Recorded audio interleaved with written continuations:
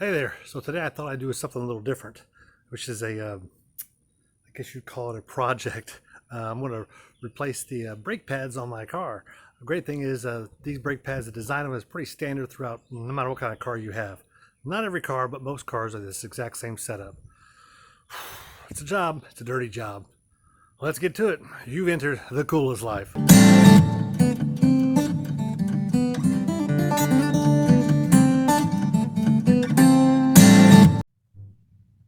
So as we get started, of course, you need proper safety, which of course is you need a jack.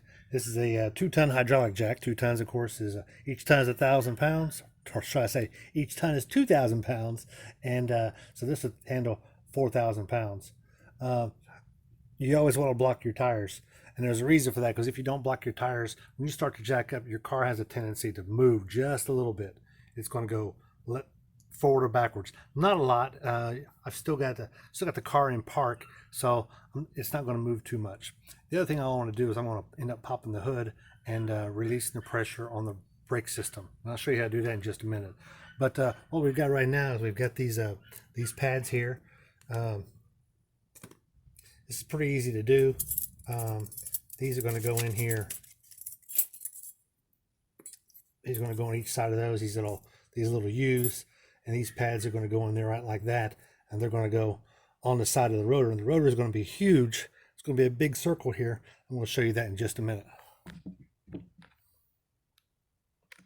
Great thing about a lot of these cars is they make these so that once you get them fully jacked up, it releases the pressure on the wheel itself, and you can actually take and reach in here, and you don't really have to use a wrench or anything to get these off. I think I can probably. So you don't even need anything at all. It's pretty easy.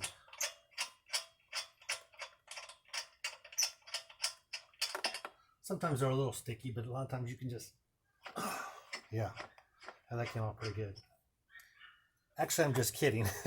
What you do is before this tire actually comes completely off the ground, you get something like this, and you put some real serious torque on to get these things loosened. I did that prior to this video. So I was just messing with you. So I'll get these off in a minute eventually, and I'm going to jack it up just a little bit more, and we'll take a look at the brake pads and the rotors. Now I will say this, a lot of these newer cars have hubcaps. I know back in the day you used to see hubcaps are all over the side of the roads, but a lot of these now come with it. You have to actually take off the lug bolts in order to even pull the hubcaps off, which is the case with these Kias. Comes off just like that. And it's dirty. Now would be a good time to wash these. And there you have it, the tire's off. This is a pretty good tire. Actually, I just bought these because I had a hole in the others, and I was like, do I patch a tire that's got a whole lot of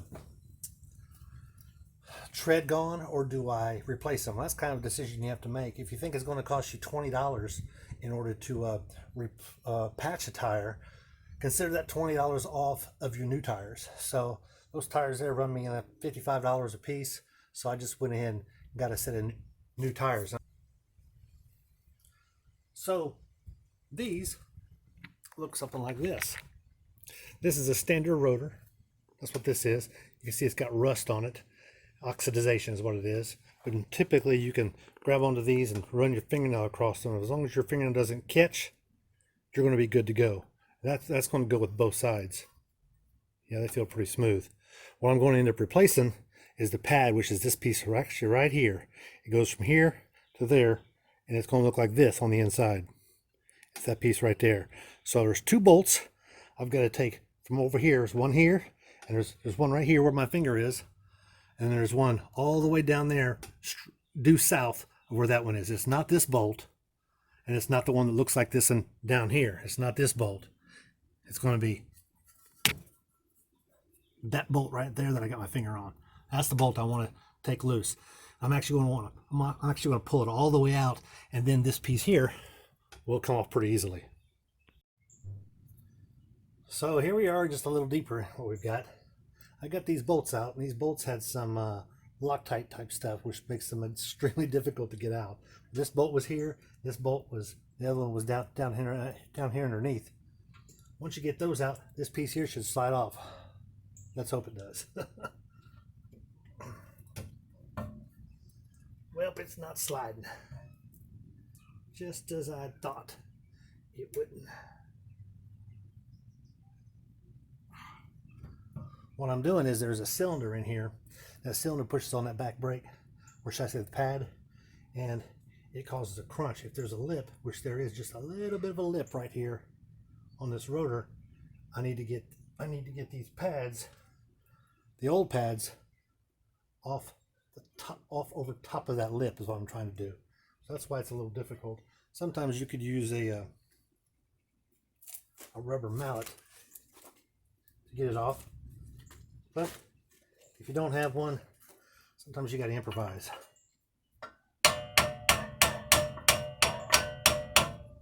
This isn't really hurting it because I'm really not doing it very hard. So you can see it's actually moving off just a little bit.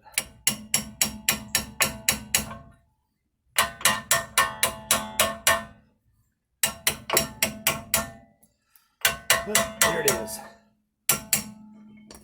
Well, didn't come off as easy as I hope it would, but there it came off. You gotta be careful because there's a line down here holding it on, and there's a line up here. So I'm trying to ease it on my my holder here. Looks like my block is not the right size, but I gotta get that pad out.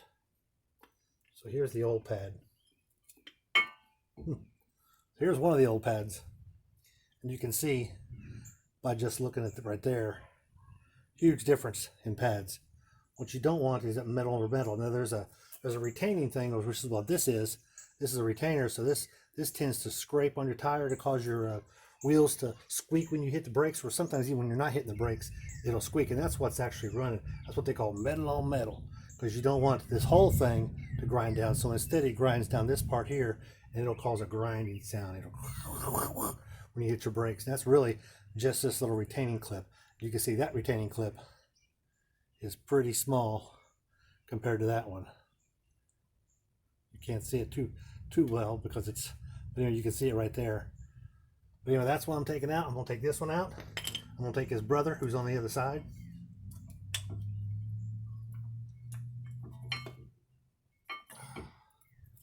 There's his brother. He's on the other side. So those are two I'm getting rid of. You see how I said this is a messy job? Sometimes you get that dark brake dust stuff around. Well, that's where it's coming from. It's coming from these. When these get worn down, and they're supposed to wear down after a while. You want them to wear down. But it should be like 50,000 miles before they wear down. And it's going to make your hands look like this. This is why some people have someone else to do it for them for an extra $100, basically, because these only run me $36 to replace. If I do it myself, I'm out $36 in my time. If someone else do it, it can get costly. Right there, I don't know if you can see that right there. This big shiny silver thing in here is a big shiny silver thing is the cylinder that's pushing out. That's what causes your brakes, or your actuator or whatever. This is a cylinder here, so therefore the cylinder underneath the hood is called the master cylinder because it controls all of these. So I don't know if you noticed something here, is this little piece here, this little thing here going in has to be screwed in. It's not just compression. I thought I could get a C-clamp, something like one of these, and actually press it in there, but no, it won't work. I tried it and I was like, it shouldn't be nearly this hard before I break something. Let me go on YouTube and look for a video. Sure enough, I found one, and it showed someone actually putting pressure here, but also taking this and turning it with a wrench. So I actually just started turning with a wrench without any compression, and it just started going in. So amazingly, that's going to work. And if you notice this other piece here, I ended up taking it off because it was right inside of here, and it holds my my pads, which I'm about ready to put on there. You might notice something, a couple things that are different. Right now, I'm wearing a different shirt. Now, why is that? Well, I was doing this about 4 o'clock yesterday, and it started to rain. And although I am in a carport, right there, you can see I'm on the outside of the carport. And yeah, that's my neighbor back there mowing the yard, messing up my sound. But anyway, so I didn't want to get wet or soaked, I should say. Sitting there when I know I had time. Been doing that COVID-19 thing right now. I've got lots of time. So this is a great project. In fact, I may even do the Jeep back there next, but I don't know if I record that, but we'll see. Only if something fun happens, like what happened to me today. As I was taking this piece here off, my hand was way back here and it slipped and boom, my thumb caught right there. That's why I now have a band-aid on my thumb. Oh well, live and learn. And I almost foresaw that this was going to happen, but anyway, keep on going through it. Let me get back to this. Well, that's what it's supposed to look like once you get it done, as far as getting that piece together. Now I just gotta screw them back on my caliper here and get it slid back on. And you always want to leave that gap there, because that gap is where this is going to go. It's going to go right over here like that. So I gotta leave that gap. And of course, my neighbor wants to do his yard work right next to me now. Anyway, more to come. Well, now that's what it's supposed to look like. You can see I got my silver pieces in here. Actually went on pretty good. Once you take this piece here off, you line everything up, you can slide it on there first, tighten up this bolt here and the one down below, and then you can take this piece and slide it right on. And the great thing about that is there's so much less hassle. Just go ahead and take it off, take this piece off, these two bolts right here, take these two bolts here off. That way this piece is going to come out and you can slide them together like a little puzzle. And it was so much easier. The front one that I did earlier, I didn't have to do all that in a sense, because the compression I had to put on the cylinder basically was easy to compress. I actually compressed it with a screwdriver and a wrench. I was able to just pry it because it didn't screw in like the back ones did. So now I get to do the second one. This should be fun. Well, I got the tire back on and I actually got my hands washed. Yeah, well, that thumb's not all that clean, but I don't want to get a bunch of water in it just yet because I'm about ready to do the other tire. Doesn't this sound like fun? That's what happens when you live in the coolest life, right? Life is full of surprises and variety. Let me go do the next one. If I have any problems, I'll be sure to jump back in. Well, how about that second set? Yeah, those are a little thin, aren't they? Considering they should look about that thick. Yeah, they're a little thin. Good time to replace this. Well, as you can see, this one here, I gotta take this one here, this piece right here, and I gotta screw it in that way just a little more, and it'll be ready to go, and I can put it all back together. Dirty jobs. Well, as you can see, I finally got the second one on.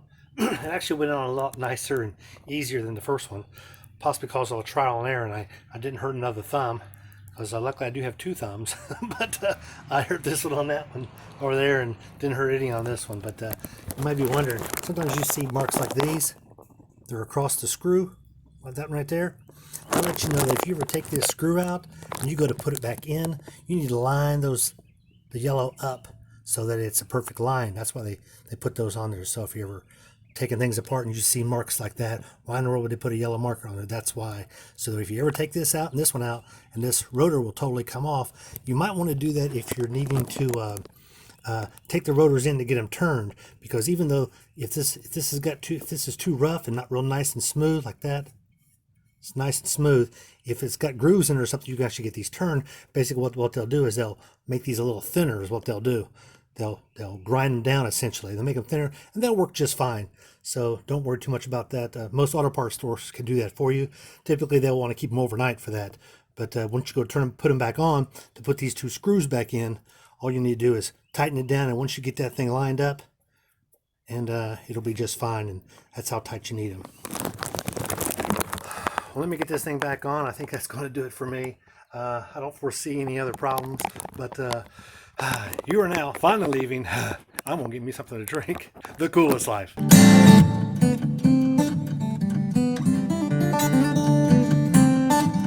will say this also.